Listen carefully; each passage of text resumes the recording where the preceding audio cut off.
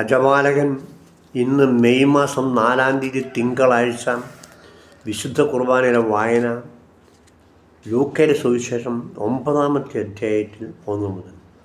അവൻ 12 പേരെയും വിളിച്ച് സകല പിശാചുക്കളുടെയും മേൽ അവർക്ക് അധികാരവും ശക്തിയും കൊടുത്തു.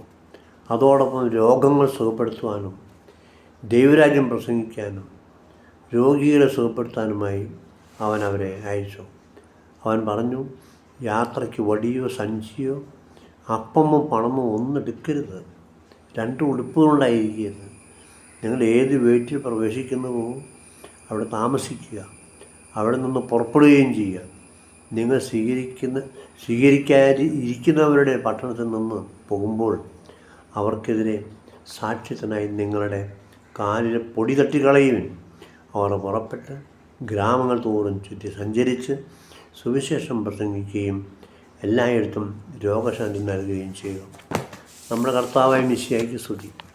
സ്നേഹം നിറഞ്ഞവരെ, ഇന്നത്തെ സുവിശേഷത്തിൻ്റെ സന്ദേശം യാത്രയ്ക്ക് വടിയോ സഞ്ചിയോ അപ്പമോ പണമോ എടുക്കരുത് എന്നുള്ളതാണ്. ഇന്നലത്തെ വായനയോട് വളരെ സാമ്യമുള്ള വായനയാണ് ഇന്നും നമ്മൾ ചിന്താവിഷയമാക്കുന്നത്. ഇന്നലെ 72 ശിഷ്യന്മാർ സുവിശേഷ പ്രഘോഷണത്തിനായി അയക്കുന്ന ചിന്തയാണ് നമ്മുടെ ശ്രദ്ധയിൽ കൊണ്ടുവന്നത്. ഇന്നാണെങ്കിൽ 12 അപ്പസ്തോലന്മാരെ സുവിശേഷ പ്രഘോഷണത്തിൽ പറഞ്ഞു വിടുന്നതാണ് നമ്മൾ കാണുന്നത്. 2 കൂട്ടർക്കും നൽകിയ നിർദ്ദേശങ്ങളിൽ കാര്യമായ വ്യത്യാസവുമില്ല. 2 വായനകളിലും പൊതുവെ കാണുന്ന ചില കാര്യങ്ങളാണ്. ഒന്ന്, ഒരുവൻ തന്നെയാണ്, അതായത് യേശുക്രിസ്തുവാണ് 2 കൂട്ടരെയും സുവിശേഷ പ്രഘോഷണത്തിനായിട്ട് അയക്കുന്നത്. ദൈവരാജ്യ പ്രഘോഷണമാണ് 2 വായനകളിലെയും പ്രമേയങ്ങൾ. യേശു അയച്ച 2 കൂട്ടരെയും അനുകൂലിക്കുകയോ അവഗണിക്കുകയോ ചെയ്യുന്നവരെ നമ്മൾ കണ്ടുമുട്ടുന്നുണ്ട്. എതിർക്കുന്നവരുടെ ഭാഗ്യക്കേടിനെ പറ്റി 2 വായനകളിലും സൂചനയുണ്ട്. സുവിശേഷ പ്രഘോഷകരിലൂടെ യേശു ഒരു പ്രസ്ഥാനമായി മാറുന്നു. യേശുവിൻ്റെ അസാധാരണ കഴിവുകളും അമാനുഷിക ശക്തികളും ജനം അറിഞ്ഞു തുടങ്ങിയിട്ടുണ്ട്. ദാരിദ്ര്യാരൂപിയാണ് ദൈവരാജ്യ പ്രഘോഷകരിൽ കാണുന്ന ഒരു പൊതു സ്വഭാവം. ദൈവിക കാര്യങ്ങൾ കൈകാര്യം ചെയ്യുന്നവരായ നിങ്ങൾക്ക് ദൈവരാജ്യ പ്രഘോഷകരുടെ ആവശ്യങ്ങൾ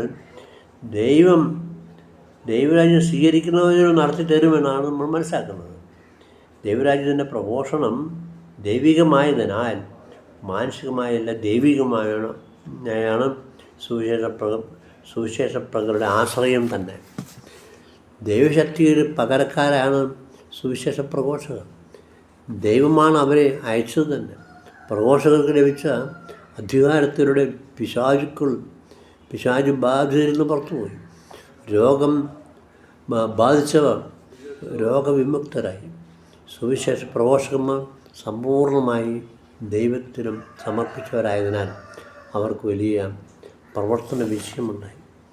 യേശുക്രിസ്തുവിനോട് ചേർന്ന് നിന്നപ്പോൾ 12 അപ്പസ്തോലന്മാരും 72 ശിഷ്യന്മാരും ഒരു സമൂഹമായി മാറി.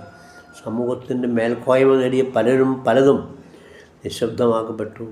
ഈ മുന്നേറ്റത്തിലൂടെ സഹകരിക്കാൻ വേണ്ടി വന്നു. പല അന്ധവിശ്വാസങ്ങളും അനുഷ്ഠാനങ്ങളും തിരുത്തപ്പെട്ട് ദൈവരാജ്യത്തിൻ്റെ ആഗമനത്തെ സ്വീകരിക്കാനും ആഘോഷിക്കാനും അനേകം പേർ മുന്നോട്ട് വന്നു.